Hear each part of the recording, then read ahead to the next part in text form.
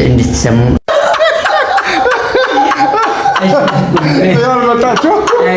የመጨረሻው አንዴ እንደገና አሁን 3 ሰዓት ጀምሮ ኮንፈረንሱ ይጀምራል። መጣችሁ እንድትካፈሉ። እኔ ወንድማችሁ አገልጋይ ጳውሎስ ኃይለ ሥላሴ ይባላለሁ።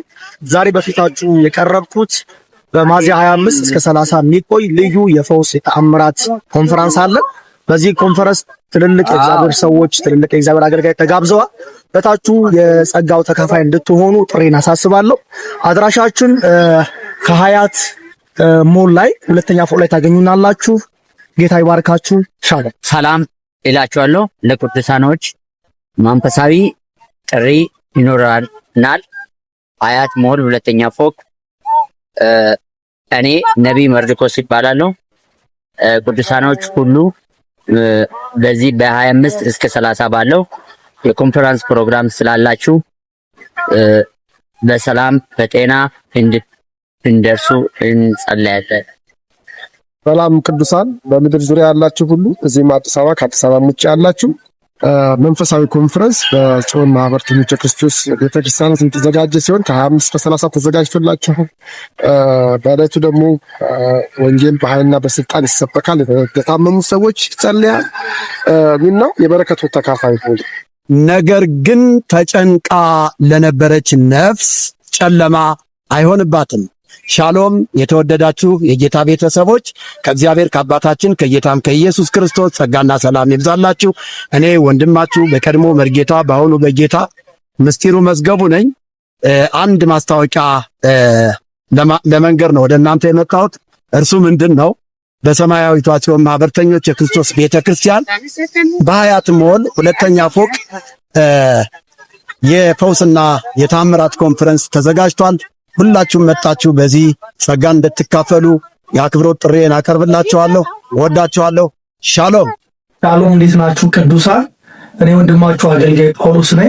ዛሬ በፊታችሁ የቀረብኩት ከፊታችን ሚያዝያ 25 እስከ 30 የሚቆይ ልዩ ኮንፈረንስ ድግስ አለ። እዛ መጣችሁ የጌታ ጸጋ እንድትካፈሉ በጌታ ፍቅር ለማሳሰብ ነው። በዚህ በአዲስ አበባ ዙሪያ በሀያ ዙሪያ ያላችሁ ቅዱሳን ወንድሞቻችን ሀያት ሞል ሁለተኛ ፎቅ ላይ መጣችሁ የእግዚአብሔር ጸጋ እንድትካፈሉ በጌታ ፍቅር እጋብዛችኋለሁ። የጽዮን ማህበርተኞች የክርስቶስ ቤተክርስቲያን ሻሎም ሻሎም ቅዱሳን ሕዋት ከመለኹ አነ ኣብ ቅድሚኩም ዘለኹ አገልጋሊ ጳውሎስ ኃይለ ሥላሴ ይባሃል።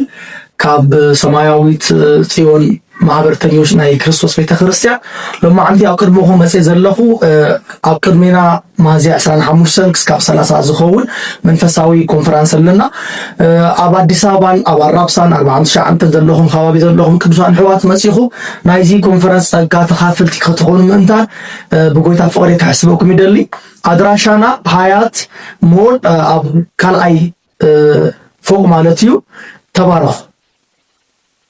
ሻሎም የቅዱሳን በሙሉ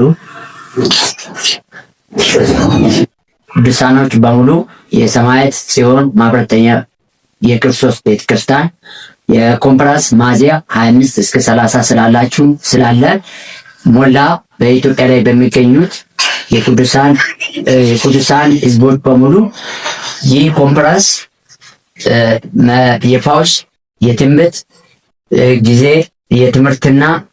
የትንቢት የፈውስ ጊዜ ስላለን ሚያዝያ 25 እስከ 30 ባለው እንድትገኙ በክብር እናሳስባችሁ።